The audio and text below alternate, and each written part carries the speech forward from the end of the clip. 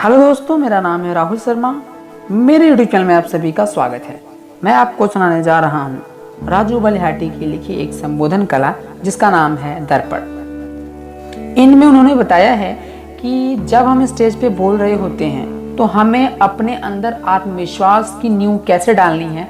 हमें स्टेज पर आत्मविश्वास के साथ खड़ा होना है ताकि जब श्रोता देखें तो उन्हें लगे हम एक जोश आत्मविश्वास के साथ स्टेज पे खड़े हों, ताकि उनके अंदर भी एक भरोसा आए, एक सुनने की इच्छा शक्ति बढ़े। तो आइए शुरू करते हैं।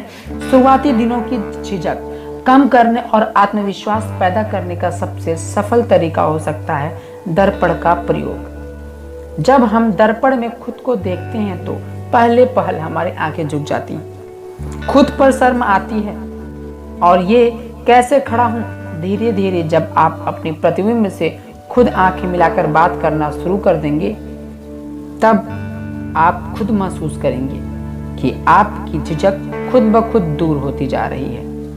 आप अपने भाषण से संतुष्ट होने लगेंगे। आपका अपने ऊपर आत्मविश्वास बढ़ने लगेगा क्योंकि आप अपने आप से आंखें मिलाना सीख जाएंगे।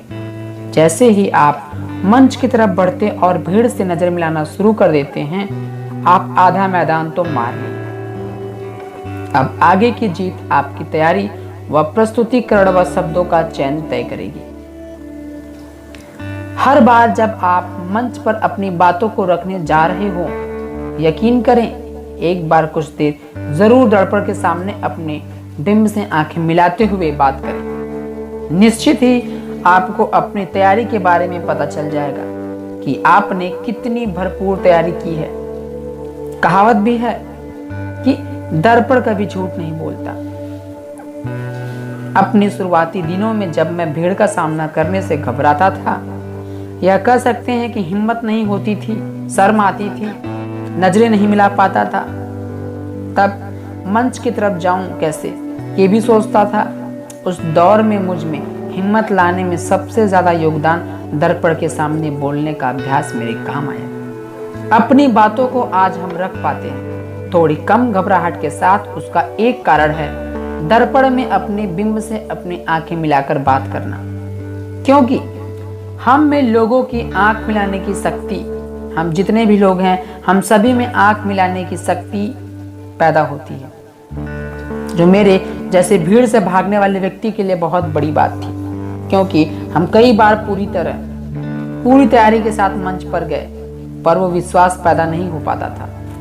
लगता मंच छोड़कर भाग जाऊं, लेकिन जब दूसरों को बोलते देखता तो मुझे लगता कि हम इससे तो अच्छा बोलते हैं, पर यह हम भी जानते थे कि मुंह से बोल नहीं पाते हैं। कई बार तो मंच सज रहा होता था तो उस पर चढ़कर भी अपना डर भगाने की कोशिश किया। अपने द्वारा किए गए अभ्यास के बल पर लिख रहा हूं।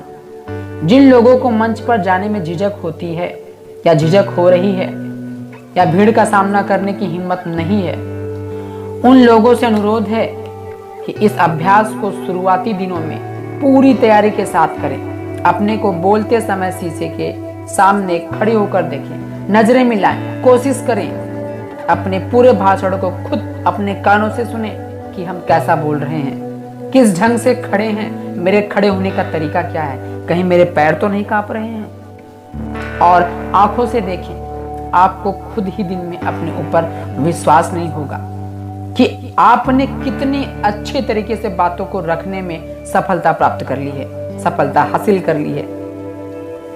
दर्पण का एक और फायदा आपको होगा, इसके माध्यम से आपको यह पता चलेगा कि आपके किस अंग में ज्यादा हरकत हो रही है। जैसे कुछ लोग भाषण देते समय अपनी नाक को बार बार छूते हैं, तो कुछ लोग कभी एक पैर पर बल देते हैं तो कभी दूसरे पैरों पर बल देते हैं। इसको आप बार बार दर्पण के सामने प्रयोग करके दूर कर सकते हैं। कुछ महत्वपूर्ण तत्वों को ध्यान में रखें, जैसे पूरे भाषण को लिखकर बार बार अभ्यास करें। दर्पण आदम कद का हो ताकि आप बोलते समय अपने पूरे शरीर का प्रतिबिंब उस आईने में देख सकें, जिससे आपको अपने हाव भाव का व कमियों को दूर करने का मौका भी मिल सके। जिस अंग में ज्यादा गति हो उसको कम करने की कोशिश करें। मंच के सामने सबकी आंखों में झांकने का प्रयास करिए, इससे आपको आत्मविश्वास मिलेगा और आप उनसे सीधे अपने को जोड़ सकते हैं। मैं आशा करता हूँ आपको कुछ समझ में आ गया होगा। इन सब के साथ मैं अपने इस संबोधन का अंत करता हूँ। फिर आपसे मैं जरूर मिलूंगा अपने अगले संबोधन में। अगर आपने मेरे चैनल को सब्सक्राइब नहीं किया तो सब्सक्राइब करिए, लाइक करिए और शेयर करिए और बेल आइकन को प्रेस करिए ताकि मेरे हर एक नई वीडियो आप तक पहुंच सके।